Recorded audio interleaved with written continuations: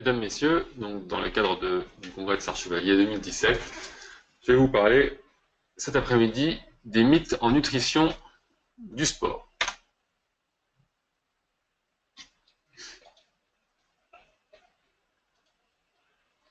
Alors, premier mythe, la viande rouge est-elle toxique? Alors, 16% des sportifs d'endurance limitent leur consommation de viande, dont 68% en raison de possibles douleurs musculaires ou crampes. C'est les résultats d'une étude, d'un sondage qui avait été réalisé pour la revue Médecins du sport. Pourquoi cela?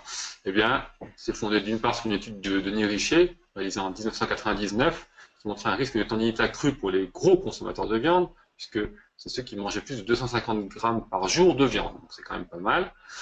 Et puis, il y a un pouvoir acidifiant au PRAL. Donc, le PRAL est fonction de l'apport en sodium, potassium, calcium, magnésium, auquel on substitue l'apport en protéines, en chlore et en phosphore. Il est lié notamment à la richesse en acides aminés soufrés des aliments et à la production, à la digestion d'acides sulfuriques et phosphoriques, notamment par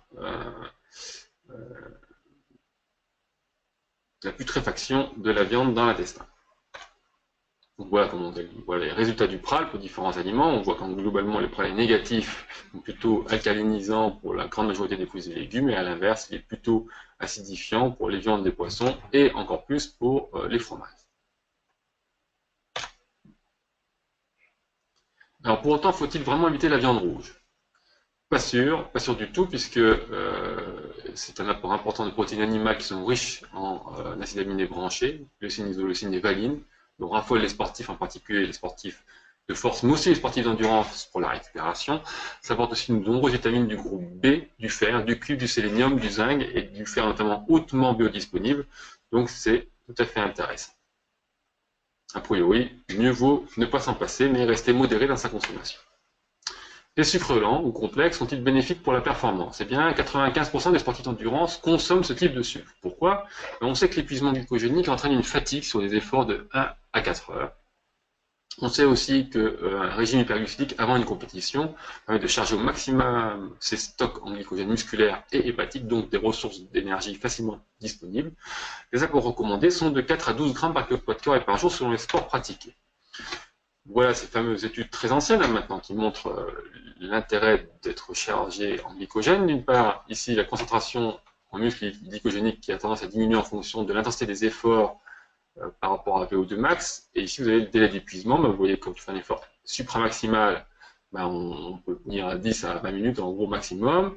Et sur des efforts de 83% de VO2 max, 64% de VO2 max, le délai d'épuisement, là aussi, est plus ou moins important. Bref, mieux vaut partir quand même d'assez haut pour avoir un délai d'épuisement qui apparaît plus tardivement. Et comment augmenter ce délai d'épuisement? Voilà, ici, le temps en minutes, et puis ici, la teneur en glycogène du muscle. Donc avec une diète normale, vous êtes ici. Donc vous ferez sur un des types d'efforts choisis, par exemple 110 minutes.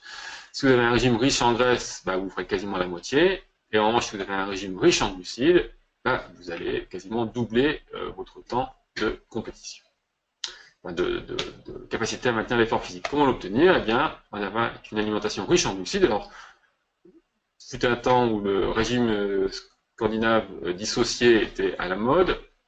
Ça consistait à avoir un régime normal auparavant. Et puis, si la course est ici le dimanche, dès le lundi, vous commencez à faire des exercices intenses pour dépléter complètement vos stocks de glycogène. Et pendant 3 jours, vous vous entraînez dur et en plus, vous mangez que des graisses et des protéines. Donc, un petit peu difficile à supporter. Puis ensuite, les 3 jours suivants, repos, pas d'entraînement, no training, mais en revanche, vous mangez très riche en glucides et là, vous chargez à fond vos stocks de glycogène. Moins traumatisant et légèrement moins efficace, c'est d'avoir un régime normal, disons, sans changer la diète, mais avec un entraînement intense et 3 jours, 3 premiers jours, donc lundi, mardi, mercredi, puis ensuite 3 jours de repos, où là vous chargez vraiment la mule en glucides, et vous arrivez à un régime, à quelque chose de tout à fait intéressant. Bon, c'était cette courbe rouge là, donc c'est celle-ci qui est proposée. Vous pouvez aussi avoir un régime riche en glucides en permanence, mais dans ce cas-là, vous n'aurez pas de, entre guillemets, de surcompensation, et donc vous allez rester à un niveau de glycogène moins important que si vous avez fait le régime classique. Puis un enrichissement en glucides dans les 3 jours précédents. Alors, les produits laitiers sont-ils les ennemis du sportif? 29% des sportifs d'endurance limitent leur consommation, 16% les évitent complètement, en grande partie par crainte de tendinite ou de troubles digestifs. Pourquoi? Eh bien, les troubles digestifs peuvent apparaître en raison d'allergies aux protéines de lait de vache, ça que l'on détecte en général assez tôt dans l'enfance, qui peuvent parfois survenir un peu plus tard suite à des gastro, des infections intestinales, notamment en pays tropical. Et puis, plus fréquent sous nos latitudes, le déficit en lactase, qui touche quand même une assez grande proportion de la population blanche et encore plus de la population noire africaine. Les tendinites, eh ben, est-ce que la consommation de produits laitiers dans les tendinites, il n'y a absolument aucune étude à l'heure actuelle qui permette de valider cette croyance. Donc maintenant, faut-il vraiment éviter les produits laitiers? En cas d'allergie aux protéines de lait de vache, oui, forcément, on n'a pas trop le choix. En cas d'intolérance, en revanche, l'intolérance est souvent une intolérance au lactose. Il suffit de prendre dans ce cas des apports de produits laitiers digérés, c'est-à-dire que prédigérés. Donc voilà le teneur en lactose du lait entier, comme vous pouvez le voir ici, et le yaourt, déjà, c'est diminué presque de moitié, le fromage encore plus. Donc, on peut consommer yaourt et fromage quand on est intolérant au lactose, et souvent, ça se passe bien. Après, on peut aussi renforcer son microbiote intestinal pour digérer d'autant mieux et avoir un intestin plus fort, et ainsi pouvoir ne pas se priver de yaourt et de fromage. Par ailleurs, yaourt et fromage apportent des glucides et des protéines de haute qualité. Donc, c'est que les protéines de petits lait ont notamment un effet anabolisant qui d'ailleurs est supérieur au soja. Et enfin, on retrouve des acides gras saturés dans les produits laitiers qui semblent plutôt être bénéfiques pour les maladies cardiovasculaires, plutôt que nocifs. Donc, ce sont des rares acides gras saturés qui ont plutôt un effet bénéfique. Voilà ce que l'on trouve au niveau de la synthèse protéique. Vous voyez, lors de l'exercice, la synthèse protéique est la même pour les consommateurs de lait et de soja. En revanche, 3 heures après l'effort, la synthèse protéique est largement augmentée pour les consommateurs de produits laitiers, de lait, donc par rapport aux consommateurs de soja. C'est donc vraiment une source à valider, à utiliser, n'en déplaise aux vendeurs de protéines Herbalife riches en protéines de soja. Alors, les graisses sont-elles nocives pour le sportif? 52% des sportifs d'endurance limitent leur apport en graisse.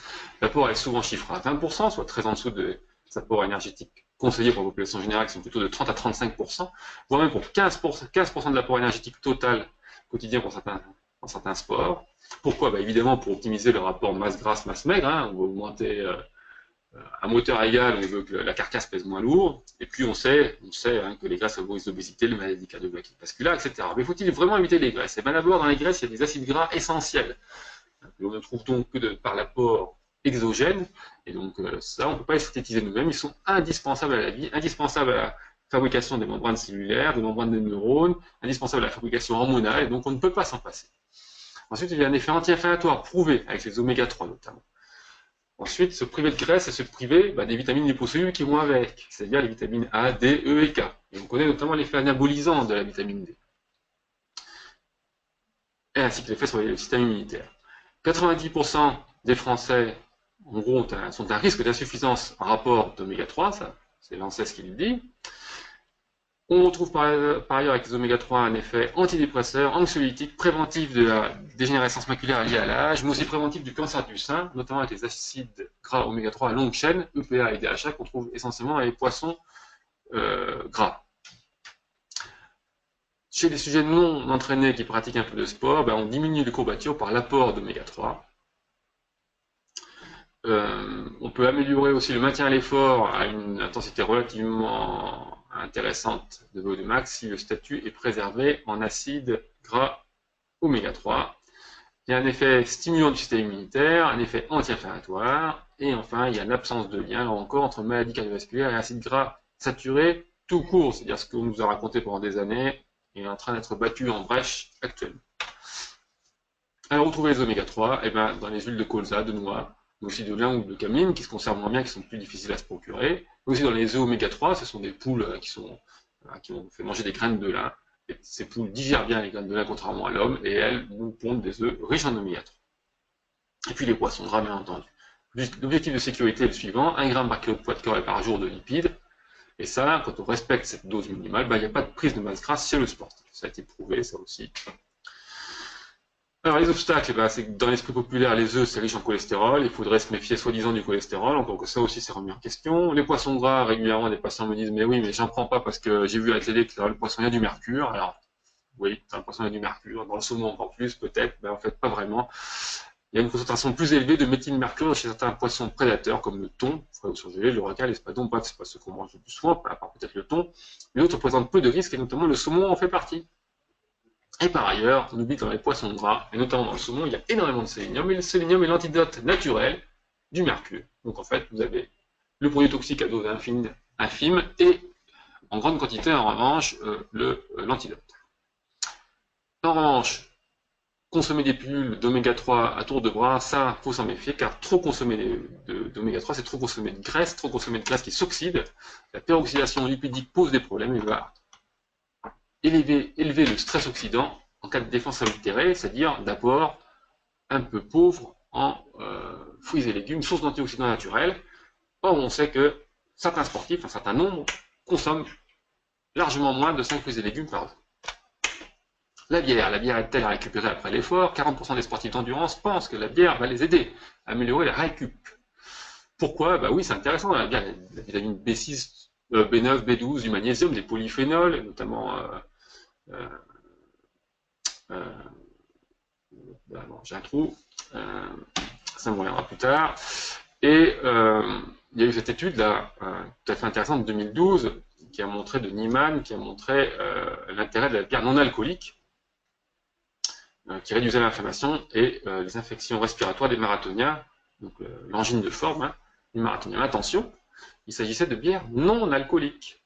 Alors, faut-il éviter la bière? Alors, oui, pour quelle raison? D'abord parce qu'il y a un effet diurétique, donc une majoration du risque de déshydratation, notamment post-effort, en particulier en ambiance chaude, donc ça, il faut vraiment s'en méfier. Ensuite, elle est très pauvre en sel, qui est un élément essentiel de la réhydratation, donc on va peut-être boire plutôt de l'eau minérale un peu riche en ions, voire des produits laitiers, ce ne sera pas forcément inintéressant. Et puis ensuite, on sait que l'alcool perturbe la restauration des réserves en glycogène, donc il faut s'en méfier. Poids et sport endurance. 75% des athlètes surveillent leur poids très régulièrement. 59% ont une démarche alimentaire particulière. Pourquoi?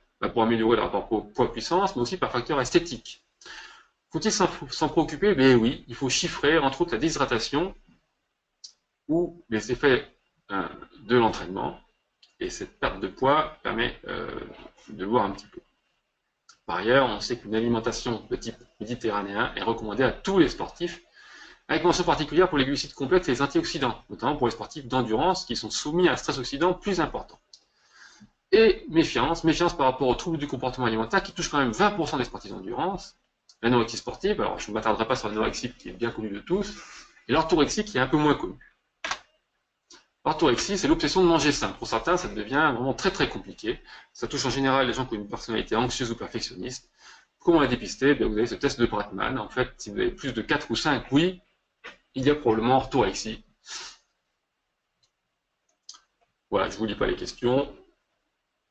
Vous pouvez les voir par vous-même. Et enfin, un autre test qui permet de rechercher les troubles du comportement alimentaire, où là, deux réponses positives sont très prédictives d'un trouble du comportement alimentaire, qui peut être notamment anorexique. Voilà, pour en savoir plus, quelques références. Je vous remercie de votre attention.